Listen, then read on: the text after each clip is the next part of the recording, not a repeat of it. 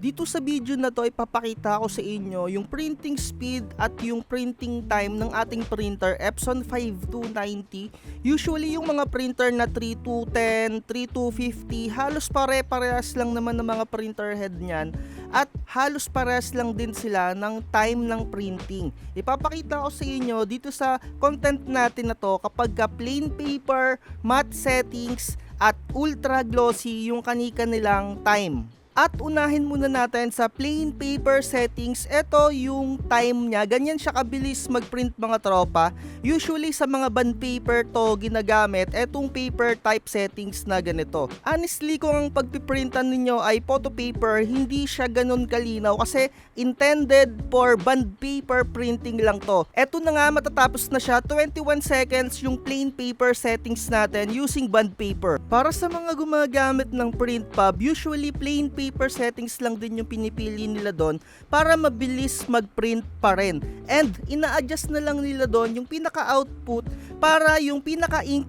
medyo dumagdag ng usage. Kasi kung mismong plain paper settings lang, medyo hindi ganun kalakasan yung buga ng ink niya. Move forward tayo sa next paper settings natin. Ito naman yung matte paper settings. Ito yung usually na ginagamit natin, lalong-lalo na kung naa-pigment ink ka. Kasi merong mga pigment ink na mga brand na hindi pwedeng mag-print sa mga glossy type na mga media. Etong settings na to mga tropa, medyo malakas yung paggamit niya ng ink pero hindi kasing lakas ng pag-consume ng ink kapag ka naka-ultra glossy. Kaya saktong-sakto etong paper matte settings na to para sa mga sticker na ginagamit natin. And usually ito talaga yung pinaka the best sa mga vinyl sticker na settings. Kung kayo hindi nyo pa alam etong matte paper settings, kung nanghuhula pa kayo kung ano yung isi-settings ninyo sa mga piniprint ninyo na sticker sa vinyl, eto yung gamitin ninyo, matte paper settings. Talagang swabing-swabe yung pinaka-output niya, lalong-lalo na kung yung iTech vinyl ang ginagamit ninyo at sa mga iba pang magagandang vinyl sticker na napaka-quality ng coating. Kung mapapansin ninyo mga tropa, medyo matagal din siyang mag-print. Aabot to ng usually 2 minutes or more. Pero kapag ka ultra glossy yung ginagamit ninyo, ayun talaga yung pinakamatagal mag-print. Kasi meron siyang tinatawag na micro poses. Kapag nagpiprint rin ako ng mga Rush ID, etong paper matte settings lang din yung ginagamit ko sa mga photo paper. At standard settings lang mga tropa. Pero kung medyo malabo na yung inyong printer head or medyo palyado na, pwede ninyong i-high settings ng matte. Or kung gusto ninyong malinaw na malinaw yung printing ninyo ng stickers. Pero syempre medyo madadagdagan yung time printing niya. At eto, malapit na tayong mag 2 minutes.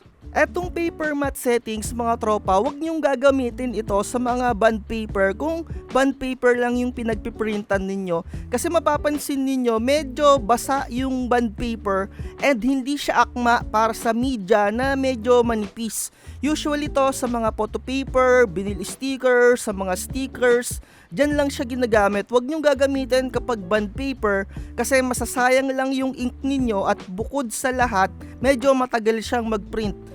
Kung pagpiprintan ninyo bond paper lang, sayang naman yung time and yung ink na makukonsume ninyo. At last but not the least, etong paper matte settings, ginagamit din to kapag palyado na yung printer or medyo may katandaan na dahil katagalan yung printer head natin. Kahit na kompleto pa yung nozzle check niyan, pero yung pinaka-output niya sablay na, medyo mahina na yung buga ng ating mga printer head. Kaya paper matte settings yung ginagamit nila at hindi na nila ginagamit yung plain settings. Kung gusto niyo na gumamit ulit ng plain settings, magpapalit tayo ng printer head.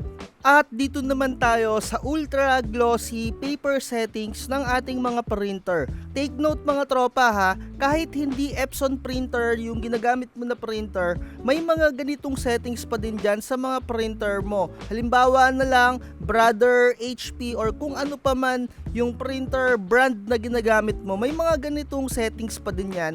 Although hindi nga ganitong pinaka-eksaktong-eksakto, pero ganun pa rin yung katumbas niyan kasi iba yung term sa mga ibang model ng printer. So kung Epson printer yung ginagamit ninyo, ganito yung makikita ninyo, ultra glossy, matte at plain, and meron pa yung mga makikitang glossy, and semi-glossy or yung mga premium glossy.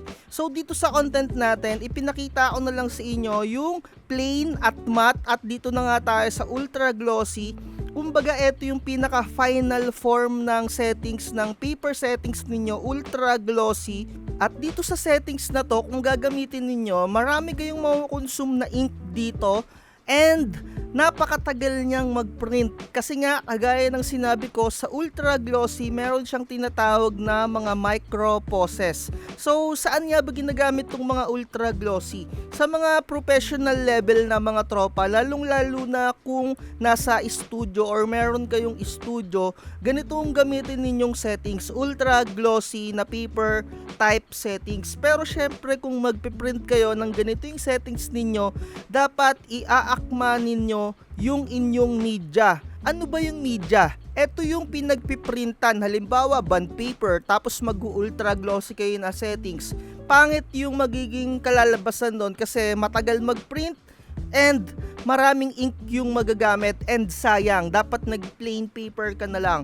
Make sure na yung pagpiprintan mo na photo paper meron siyang coating na glossy rin mga tropa at make sure talagang maganda yung coating nun para mas maganda yung output. So ano nga rin ba yung glossy na settings? Parang parehas lang din yun ng ultra glossy, yun nga lang hindi singrami ng ultra glossy yung nakukonsume ng ink kapag ka glossy lang yung settings, yung normal na glossy.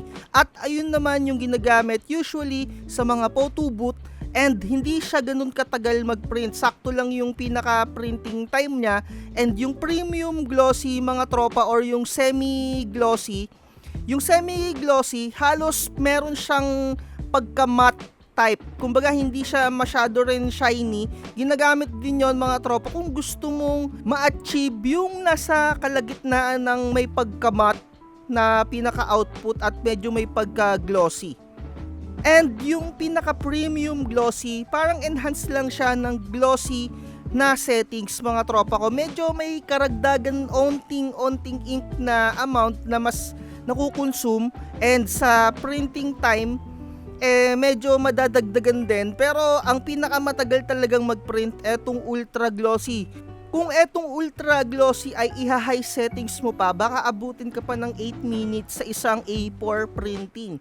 Kaya hindi to isinasuggest kung talagang pang benta-benta or pang negosyo-negosyo na alam mo yon yung tipong babaratin ka. Dapat ang settings mo lang doon ay matte settings or yung glossy na settings. Pero syempre kung na-pigment ink ka at magpe-print ka sa mga vinyl sticker or sa mga photo paper, I highly recommend na matte settings lang yung gamitin mo para hindi ganun katagal at maganda yung pagkaka-print. Kasi bawat settings din neto, meron siyang printer gap na tinatawag. Yung pinaka-printer head natin, medyo dumidikit kasi yan dyan sa pinaka papel natin or sa photo paper natin. So kung mapapansin ninyo, yung mga printer ninyo nagkakaroon ng mga shark teeth dahil din yan sa mga paper type settings natin. Bawat paper type settings may mga kani-kanilang value yan kung ano yung gap nila dyan sa pinagpiprintan natin. And to tell you honestly, hindi siya ganun ka-noticeable. Ultra glossy paper settings, pinrint ko siya sa iTech Glossy Vinyl and ultra glossy paper settings. Nagprint din ako sa iTech na matte vinyl sticker. Pinag-compare ko siya, hindi naman siya ganun ka-noticeable mga tropa. So eto, patapos na siya.